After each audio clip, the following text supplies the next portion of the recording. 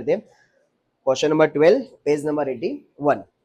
धारा and Meera are partner sharing profit loss in ratio 3:2. ठीक है, चलो एडजस्टमेंट दिए हुए, देखो इस वाले क्वेश्चन में क्या दिया हुआ तुम्हारे को, देखो यहाँ पे लिखा हुआ है trading account and profit and loss account. ये जो फर्स्ट कॉलम पे दिया ना पेज में बना करके, इसके अंदर ट्रेडिंग अकाउंट की एंट्री भी हो चुकी है ऑलरेडी और पीनल की. हमें क्या करना है, दोनों को अलग अलग करना है. जो पीनल की एंट्री को पीनल अकाउंट में लिख देनी है और जो किसकी है ट्रेडिंग को किसमें लिख देनी है, ट्रेडिंग में लिख देनी है. फिर पीछे देखो तुम्हें बैलेंस शीट बना के दे दी है, तो बैलेंस शीट में तो और इजी हो गया. जो भी हमारी लाइब्रेरीज है वो ऑलरेडी बना के दे दी है, लाइब्रेरीज में लिख देनी. कैपिटल कहाँ पे लिख देनी, कैपिटल अकाउंट के अंदर. असेट्स तुमको ऑलरेडी दे दी है, तो असेट्स हम लोग डायरेक्ट लिख देंगे. अब इसके ऊपर कुछ एडजस्टमेंट है कि ये क्वेश्चन किसी ने सॉल्व करा हुआ है बट आधा अधूरा सॉल्व करा हुआ है, तो हम इसको पूरा करेंगे. ठीक है, देखो फर्स्ट एडजस्टमेंट लिखा हुआ है 5% इंटरेस्ट ऑन कैपिटल, तो लिख देंगे कैपिटल के ऊपर फर्स्ट नंबर. देखो कैपिटल तुमको ऊपर नीचे दी गई, ये धारा की कैपिटल ऊपर और नीचे दी गई है मीरा की, इसके ऊपर लिख देंगे फर्स्ट नंबर. सेकंड लिखा हुआ 10% depreciation on building is to be provide. ठीक है, तो किसके ऊपर है ये, बिल्डिंग के ऊपर. देखो यहाँ पर कहीं ना कहीं बिल्डिंग होगी, ये रही सेकंड नंबर, ये रही, यहाँ पे लिख देंगे सेकंड नंबर. थर्ड लिखा हो प्रीपेड सैलरी, सैलरी कहाँ पर आएगी, पीछे पीछे देखो ठीक है सैलरी, तो क्या लिखे सन्ड्री एक्सपेंस के नीचे, उसके ऊपर लिख देंगे थर्ड नंबर. फोर्थ लिखा हुआ है इंटरेस्ट ऑन इन्वेस्टमेंट, तो इन्वेस्टमेंट पे लिख देंगे यहाँ पर 4 नंबर. 6 नंबर लिखा हुआ है bed date reserve on debtors, तो डेप्टर्स के ऊपर लिख देंगे 5th नंबर. देखो सबसे नीचे लिखा हुआ है डेप्टर्स. 6 नंबर दिया हुआ है credit purchase 1600 is not recorded. Not recorded है, जब भी परचेस रिकॉर्ड नहीं हुआ है तो दो जगह इफेक्ट, एक तो परचेस में प्लस करना है और सेकंड किस में प्लस करना है, क्रेडिटर में. तो देखो पहले तो क्रेडिटर यहाँ पे देखिए, इसके ऊपर लिख देंगे 6 नंबर और पीछे चेक करेंगे परचेस. देखो कहीं भी तुम्हारे को परचेस दिखाई नहीं देगी बट तुमको एक वर्ड दिखाई देगा कॉस्ट ऑफ गुड्स सोल्ड, दिखाई दे रहा है. उसको क्या कहते हैं हम लोग, परचेस कहते हैं. क्या कहते हैं उसको, purchase. Cost of goods sold मतलब क्या होता है, परचेस. तो इसको ऊपर लिख देंगे कौन सा नंबर आया था, 6 नंबर. ठीक है, अब सोल्ड का मतलब तुम सेल्स में समझ जाना. आगे का लिखा कॉस्ट, यानी कि बेचने के लिए जो हम माल बना रहे हैं उसकी कॉस्ट प्राइस देखिए, कौन सी दी गई है, कॉस्ट प्राइस. तो क्या बोलते हैं हम लोग, परचेस. किस में लिखते हैं उसको, परचेस में. एक्चुअली परचेस नहीं है ये, ठीक है ना. कॉस्ट ऑफ गुड्स सोल्ड का मीनिंग क्या होता है, परचेस ही होता है. ठीक है, तो यहाँ पे लिख देंगे 6 नंबर. हो गया एडजस्टमेंट. ठीक, जैसे एडजस्टमेंट हमारे ठीक हो जाए तो स्टार्ट कहाँ से करेंगे, हमेशा कैपिटल अकाउंट की क्रेडिट साइड पे. सबसे पहले बैलेंस लिखेंगे. चलो चेक करते पीछे पेज पे हमें बैलेंस दिया हुआ है, ये लिखते हैं. धारा का दिया हुआ 160 एंड मेरा का कितना दिया हुआ 120, यहाँ लिख देंगे 160 एंड 1,20,000. दोनों के ऊपर एडजस्टमेंट है कैपिटल के ऊपर. चलो इंटरेस्ट कितना दिया हुआ है कैपिटल पे 5%, तो नीचे लिखेंगे 31,3,2017, 31,317 by interest on capital. Interest on capital कितना परसेंट दिया हुआ है, तो भाई 5% है, तो निकालेंगे इसका 5% आ जाएगा 8,000 और 6% है, 5% है ना, और इसका निकालोगे तो कितना आ जाएगा 6,000. क्लियर. इसमें कहाँ पर आया क्रेडिट, तो एप्रोप्रिएशन में कहाँ पे चले जाएगा, डेबिट साइड पर. 8,000 आ रहा है ना. चलिए यहाँ पे लिखेंगे डेबिट साइड पर इंटरेस्ट ऑन कैपिटल.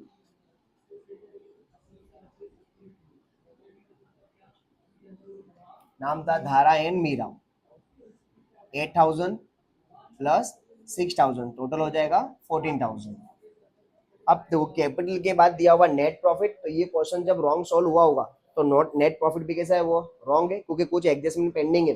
तो नेट प्रॉफिट राइट दिया हुआ नहीं, तो हम नेट प्रॉफिट की कोई एंट्री करेंगे नहीं. चलो उसके बाद लिखा हुआ है ड्राइंग. ड्राइंग कहाँ पर आता है, कैपिटल अकाउंट की डेबिट साइड पर, तो लिखेंगे यहाँ पर 1416 ड्राइंग.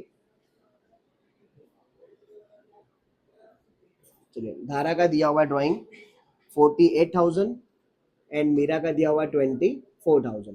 पहले कैपिटल एंड ड्राइंग देके लिख लेना, उसके बाद पीछे का हम पहले कंप्लीट करेंगे पूरा, डेबिट साइड का फिर क्रेडिट साइड का. चलो डेबिट में सबसे पहले क्या लिखा हुआ है, कॉस्ट ऑफ गुड्स मींस क्या होता है ये परचेस, तो कहाँ पर आएगा हमारा ट्रेडिंग अकाउंट की डेबिट साइड पर. अब देखो तुमको और भी इजी है, किस साइड दिया हुआ है, डेबिट साइड पर, तो ये एंट्री सारी कहाँ पर आएगी, डेबिट में. ट्रेडिंग वाली होगी तो ट्रेडिंग में और पेनल वाली होगी तो पेनल में. से हमको अलग अलग करना है पर लिखना किस साइड है, डेबिट साइड है भाई. चलो क्या लिखा हुआ, कॉस्ट ऑफ गुड्स लिख देंगे अंदर, कॉस्ट ऑफ गुड्स सोल्ड कितना दिया भाई वो भी चेक कर लेते हैं. उसकी अमाउंट दी गई है 4,64,000, 4,64,000. अब इसके ऊपर एडजस्टमेंट था, तो एडजस्टमेंट रीड करते क्या लिखा हुआ है. Adjustment number 6, credit purchase 1600 is not recorded. Record नहीं हुआ है तो रिकॉर्ड करना पड़ेगा, तो प्लस अनरिकॉर्डेड.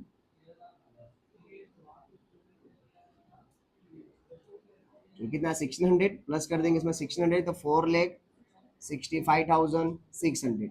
जब जब परचेस के अंदर कुछ भी तुम एडजस्टमेंट प्लस करो चाहे क्या करो माइनस करो, उसकी सेकंड इफेक्ट किस पे आती है, क्रेडिटर के ऊपर. तो यहाँ पर आते हैं हमारे क्रेडिटर्स, तो ये कहाँ पर आते हैं लाइब्रेरीज में. तो देखो लाइब्रेरीज में दिए गए थे हमारे को नीचे से सेकंड नंबर पे कितने दिए भाई 32,000.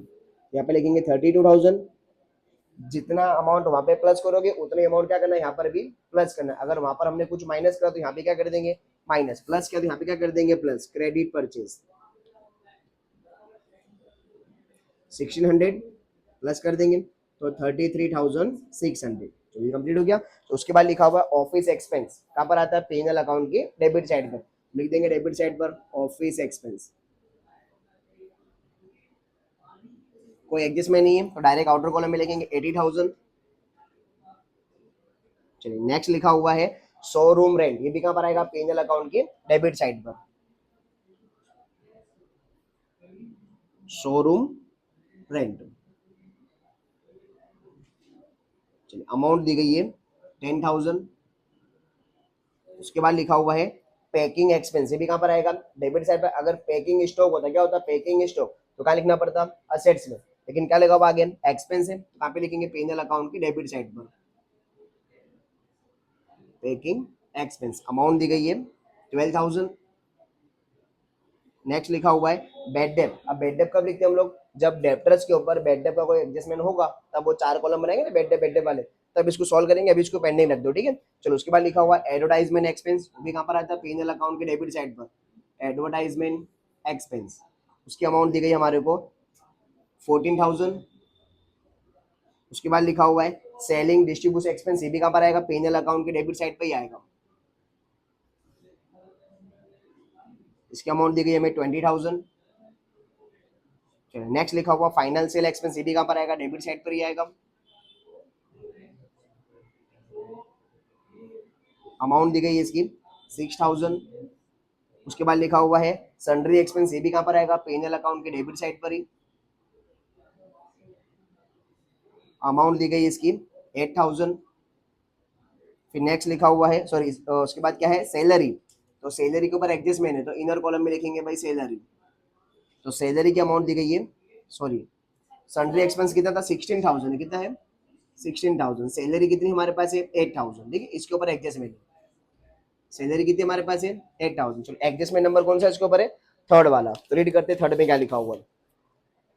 Prepaid salary is of 400। Prepaid मतलब क्या होगा पहले से पेमेंट कर दी है, तो प्रीपेड हो तो क्या लगाना पड़ता है माइनस, और आउटस्टैंडिंग तो क्या लगा देना है प्लस। प्लस माइनस करेंगे यहाँ से प्रीपेड, कितना अमाउंट है 400। तो 8,000 में से 400 माइनस हो कितना बचेगा 7,600 माइनस हुआ, तो सेकंड एंट्री कहाँ पर जाएगी असेट्स में प्रीपेड सैलरी 400 रुपीज। प्लस हो तो कहाँ पे लिखना है लाइबिलिटीज में, माइनस हो तो कहाँ पे लिख देना है असेट्स में। चलिए उसके बाद लिखा हुआ है टैक्स इंश्योरेंस, ये भी कहाँ पर आएगा P&L अकाउंट के डेबिट साइड पर। चलिए टैक्स इंश्योरेंस कितना दिया भाई हमारे को 2,000 रुपीज। अब उसके बाद लिखा हुआ है नेट प्रॉफिट, तो नेट प्रॉफिट तो कैसा दिया होगा रॉन्ग होगा क्योंकि क्वेश्चन आधा अधूरा है, तो ये आंसर राइट होने वाला नहीं, तो उसको छोड़ देंगे। चलो क्रेडिट में क्या दिया सबसे पहले सेल्स, कहाँ पर आता है ट्रेडिंग अकाउंट की क्रेडिट साइड पर, यहाँ पे लिखेंगे सेल्स। चलो सेल की अमाउंट कितनी दी गई हमारे को 7,84,000। उसके बाद लिखा हुआ है सन्ड्री इनकम, इनकम कहाँ पर आती है P&L अकाउंट की क्रेडिट साइड पर।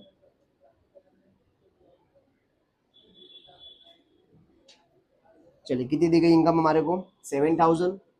एंड उसके बाद लिखा हुआ है नीचे बेड डेप रिटर्न। देखो बेड डेप रिजर्व होगा तो जो हम कॉलम बनाते हैं बेड डेप उसमें लिखना है, बट अगर रिटर्न है क्या है रिटर्न, तो फिर कहाँ पे लिखनी है P&L अकाउंट की क्रेडिट साइड पर लिखनी है bad debt return.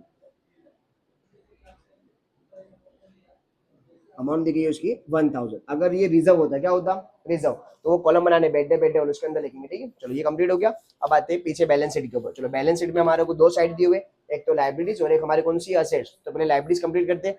Capital already हमने लिख दी है, नेट प्रॉफिट हमें लिखना नहीं है, ड्रॉइंग की ऑलरेडी हमने एंट्री कर दी। उसके बाद क्रेडिटर ऑलरेडी सोल्व हो गया है। फिर लास्ट में क्या बचा बिल्स पेबल, कहाँ आएगा तो दिया ही है, कहाँ दिया हो लाइबिलिटीज में, तो लाइबिलिटीज में ही आएगा, ठीक है। यहाँ लिख देंगे बिल्स पेबल।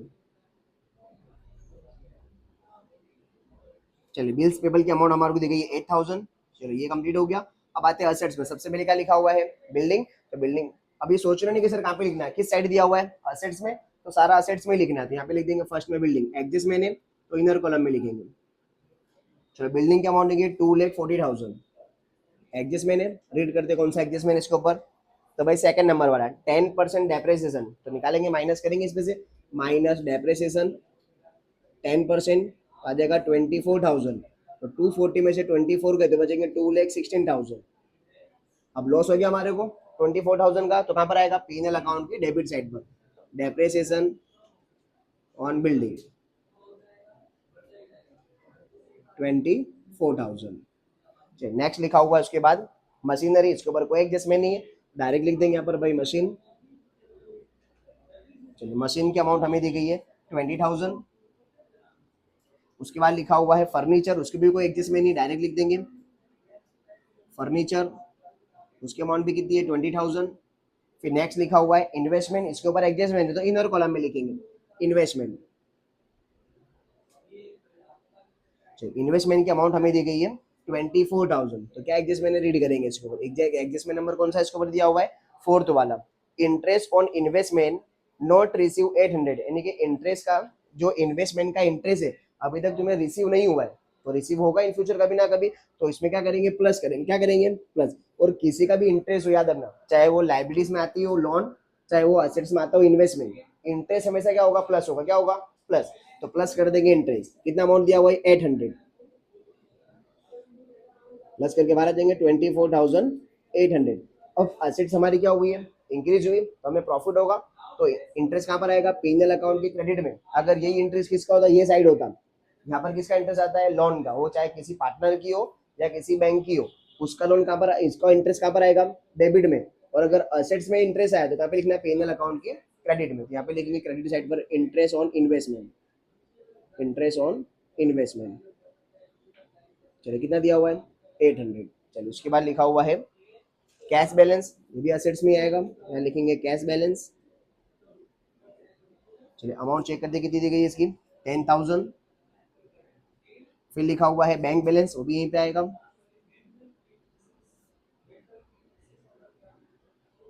25,000। फिर लिखा हुआ है बिल्स रिसीवेबल, वो भी यहीं पे आएंगे। रिसीवेबल कितने दिए भाई हमारे को? 5,000। नेक्स्ट लिखा हुआ है डेप्टर्स, वो भी यहीं पे आएगी असेट से हमारी। डेप्टर्स की अमाउंट दी गई 56। एडजस्टमेंट तो इनर कॉलम में लिखेंगे। एडजस्टमेंट नंबर दिया इसके ऊपर फिफ्थ वाला, तो रीड करते क्या लिखा हुआ है? Bad डेब reserve of 1200 is not be maintain. तो बैड डेब रिजर्व दी गई है, माइनस करेंगे बैड डेब रिजर्व 1200। तो 56 में से 1200 गए तो 54,800। क्लियर? चलो अब जैसे ही बैड डेब आ जाए तो यहाँ पे कॉलम बना देगा 4 लिटी का, बैड डेब, बैड डेब, बैड डेब रिजर्व, और एक लाइन छोड़ करके माइनस में बैड डेब रिजर्व। अब देखो यहाँ पर हमने बेड डेप रिजर्व कितनी लिखी? 1200।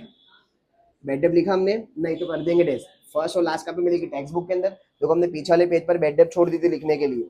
कितनी थी bad debt reserve? Sorry bad debt थी ओनली फॉर कितनी थी? 8,000। कितनी थी? हम बोला था ना कि जब वो कॉलम आएगा तब लिखना होता है इसको। तो बेड डेप कितनी दी गई थी? 8,000 रुपीज। यहाँ पे लिख देंगे 8,000। अब रिजर्व तो हमें दी हुई नहीं थी, यहाँ पे क्या कर देंगे? डैश कर देंगे, इन तीनों को प्लस कर देंगे। तो 91,000 सॉरी 9200 कितना देगा? 8,000 प्लस 1,000 9,000 और प्लस 200 का 20 तो 9200 और बाहर भी कितना आ जाएगा? 9200। हो गया कंप्लीट। चलो कोई एडजस्टमेंट हमारा पेंडिंग है, चेक कर लेते हैं। सारा कंप्लीट हो गया। बस अब वन बाय वन क्या करना है? अकाउंट क्लोज करें। ठीक है, तो चलिए क्लोज करते हैं फटाफट। कितना तो वही आएगा 7,84,000। सेम यहाँ पर भी 7,84,000 माइनस करके आ जाएगा ग्रॉस प्रॉफिट। चेक करते कितना आता है। 7,84,000 माइनस 4,65,600, तो आंसर आया 3,18,400। क्लियर? चेक करते चले लेकिन सब लोग। इसमें कहाँ पे बड़ा डेबिट, तो इसमें कहाँ पर आ जाएगा? क्रेडिट साइड पर ग्रॉस प्रॉफिट 3,18,400 प्लस करेंगे 7,000 प्लस 1,000 प्लस 800, तो 3,27,200। आ रहा सबका एकदम?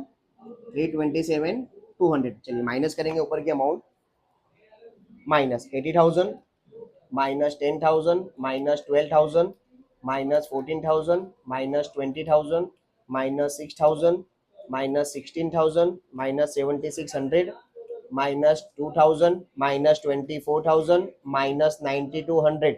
तो माइनस करने पर आया 1,26,400। इसे कहेंगे हम नेट प्रॉफिट। आया सबका एकदम? Net profit. चेक करते चलना सब लोग साथ में। ठीक है, इसमें कहाँ पर आया? डेबिट, इसमें कहाँ पे चले जाएगा, क्रेडिट। नेट प्रॉफिट लिखेंगे, नेट प्रॉफिट 1,26,400, सेम नीचे लिखेंगे 1,26,400, सेम यहाँ पर भी 1,26,400 माइनस करेंगे इसमें से 14,000, तो आंसर आएगा 1,12,400। इसे कहेंगे डिविजिबल प्रॉफिट, डिविजिबल प्रॉफिट।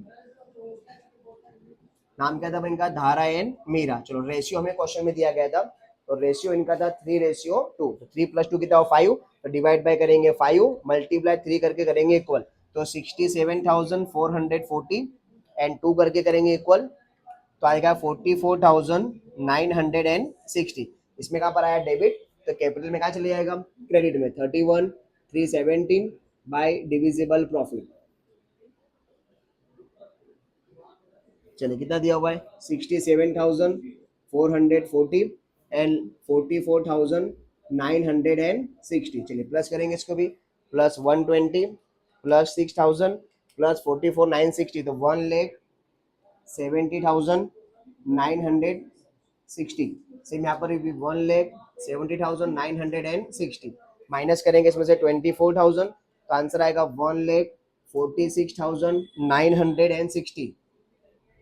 चलिए अब उधर प्लस करेंगे 160 प्लस 8,000 प्लस 67,440, इसका 2,35,440 माइनस करेंगे 2,35,440 माइनस कर देंगे 48,000, तो 1,87,440 लिख देंगे कैपिटल धारा एंड मीरा 1,87,440 प्लस 146,960, दोनों प्लस कर देंगे 1,46,960, तो प्लस करने पे आया 3,34,400। चलो दोनों साइड प्लस करेंगे, इक्वल से माना चाहिए, प्लस 33,600 प्लस 8,000, तो इधर आया 3,76,000। अब चेक करते हैं असेट्स का भी सेम आना चाहिए, तो 2,16,000 प्लस 20,000 प्लस 20,000 24,800 54,800 5,000 25,000 10,000 एंड 400, तो 3,76,000। दोनों साइड कैसा आया, इक्वल आंसर आएगा। हो गया। चलो इस वाले क्वेश्चन एकदम सिंपल क्वेश्चन था, इसमें सारे आंसर तुमको ऑलरेडी बुक में ही दिए गए थे, सिर्फ हमें क्या करना, सबको अलग अलग करके लिखना था। देखो इसमें एक प्रॉब्लम क्या होगी एग्जाम के अंदर, यहाँ पर तुम्हारे को ऑलरेडी रेशियो दिया था 3:2, ये रेशियो दिया हुआ है। अब एग्जाम में क्या कर सकते हो लोग कि जो रेशियो दिया ये 3:2 ये नहीं देंगे, तो कौन से रेशियो में डिवाइड करोगे, किसमें करेंगे, यही गलती करोगे। अगर इक्वल रेशियो में डिवाइड कर तो आंसर रॉन्ग आ जाएगा। रीजन क्या है, देखो ये क्वेश्चन भले किसी ने रॉन्ग सॉल्व करा हुआ है, बट देखो नीचे डिविजन जो नेट प्रॉफिट है, देखो उसने डिवाइड करके दिया 91,200 एंड 60,800, यानी कि भले किसी ने रॉन्ग क्वेश्चन सॉल्व करा हो, बट अमाउंट तो सही डिवाइड करी होगी ना उसने कोई रेशियो के अंदर। ऊपर जो रेशियो दिया 3:2 एग्जाम में नहीं देगा, तो तुम्हारे को ध्यान रखना है कि जो यहाँ पर नेट प्रॉफिट को डिवाइड करा हुआ है किसी तो रेशियो में डिवाइड किया होगा ना, तो इस पे से तुम्हें को रेशियो फाइंड आउट करना पड़ेगा एग्जाम में। तो देखो कैसे फाइंड आउट करेंगे, कितना दिया हुआ है 91,200 रेशियो 60,800 ये दिया है, इस पे से तुम्हारे को एग्जाम में रेशियो ढूंढना पड़ेगा। तो दोनों में देखो कॉमन क्या दिखाई दे रहा है 0 0, ये 2 0 क्या हो गए कैंसिल हो गए, तो क्या बचा यहाँ पर 912 और यहाँ पर क्या बना 608। अब इसको तुम्हें डिवाइड करना है, कौन से टेबल से स्टार्ट करने का, हमेशा 2 के टेबल से, इतने सारे टेबल तो तुम्हें याद नहीं होते। चलो डिवाइड करेंगे 912 डिवाइड बाई 2, तो आएगा 456, इसको डिवाइड करेंगे 608 डिवाइड बाई 2, तो 304, फिर 2 से डिवाइड करेंगे, ये 6 है यहाँ पर, डिवाइड बाई 2 करेंगे, इसका आएगा 228, इसको करेंगे 304 डिवाइड बाई 2 152, फिर डिवाइड करेंगे डिवाइड बाई 2, तो यहाँ पर आ जाएगा 76, इसको डिवाइड करेंगे 228 डिवाइड बाई 2, इसका आएगा 144। अब डिवाइड बाई फिर से 2 से कर देंगे, यहाँ पर कितना आ जाएगा 57, इसको डिवाइड करेंगे 76 डिवाइड बाई 2, यहाँ पर कितना आ जाएगा 38। अब 57 2 के टेबल में नहीं आता है, तो चेक करो 57 कौन कौन से टेबल में आता है, तो भाई 3 के टेबल में भी आता है, पर 3 के टेबल में 38 नहीं आता है। अब तुमको ऐसा एक नंबर चाहिए जो दोनों के टेबल में आता हो, तो 57 और 38 ऐसा कौन से टेबल में आते हैं, एनी आइडिया किसी को। चलो 38 कौन से टेबल में आ सकता है, बड़े टेबल सोचो, 19 के टेबल में, 19 में आएगा कि नहीं आएगा, तो देखो 19 से डिवाइड करके देखो दोनों जा रहे हैं, तो 90 से डिवाइड करोगे तो 19 3 जा 57 एंड 19 2 जा 38, आए दोनों सेम। तो एग्जाम में ऐसा कर सकता है कि तुमको रेशियो ऊपर नहीं देगा, हम क्या सोचेंगे भाई सर रेशियो तो है ही नहीं, इक्वल में डिवाइड कर दो, जैसे ही तुमने इक्वल में डिवाइड करा तो रॉन्ग हो जाएगा। तो अगर एग्जाम में तुम्हारे को अंदर आंसर दिया नेट प्रॉफिट का बराबर ना, और वो डिवाइड करके दिया हुआ, तो उसके ऊपर से तुम्हारे को इस तरीके से रेशियो निकालना पड़ेगा। बात है समझ, क्लियर आ रही कि नहीं आ रही? नहीं होगा। अब मान लो कि तुम यहाँ पे आके अटक गए, सर अब मुझे इसके आगे टेबल याद ही नहीं आ रही, कैसे करना है, कोई नहीं, यही रेशियो ले लो, इसी को रेशियो मान लो 57 रेशियो 38। अब हमको ये सोचना नहीं कि सर कैसे होगा, अभी जैसे हमारी अमाउंट कितनी थी 1,12,400, तो हम डिवाइड सिंपल करेंगे। हम कैसे करते हैं 3 + 2 को हमने टोटल करा, कितना आया 5 आया, तो हम डिवाइड कितने से कर रहे हैं 5 से करें ना। अब 5 ना होकर के ये रेशियो होगा हमारा, तो दोनों को प्लस कर दो, 38 + 57 कितना हुआ 95, तो डिवाइड कितने से करेंगे 95 से, आंसर सेम ही आएगा देख लो 1,12,400 डिवाइड बाई 95, पहले डिवाइड कर दिया हमने, मल्टीप्लाई भले पॉइंट आ रहा हो वो कन्वर्ट हो जाएगा, ठीक है। पहला कितना 57 है, तो 57 करके इक्वल करो, देखो कितना आया 67,439, देखो पॉइंट के बाद 99 है, तो कितना आंसर आ रहा है 67,439.999, तो इधर एक कन्वर्ट होगा कि नहीं होगा, तो कितना हो जाएगा 674, 39 के अंदर एक प्लस करो कितना हो जाएगा 40, आया सेम। फिर दूसरा कितना रेशियो था 38, तो 38 करके इक्वल दबा देंगे, तो आंसर कितना आया 44,959.999 ऐसा आ रहा है। फिर पॉइंट के बाद 99 हुआ, इधर हम नंबर एक प्लस कर सकते हैं ना, तो आंसर क्या बनेगा 44,959 है ना, 59 में एक प्लस करो कितना होगा, हो गया। तो एग्जाम में ध्यान रखना, अगर रेशियो नहीं दिया है तो इसका मतलब नहीं कि इक्वल में डिवाइड करो, क्वेश्चन में चेक करो कोई प्रॉफिट तो नहीं दिया होगा, अगर दिया हो तो इस तरीके से रेशियो निकालना पड़ेगा, ठीक है तुम्हारे को, लिख लो फटाफट। देखने में आसान है पर एग्जाम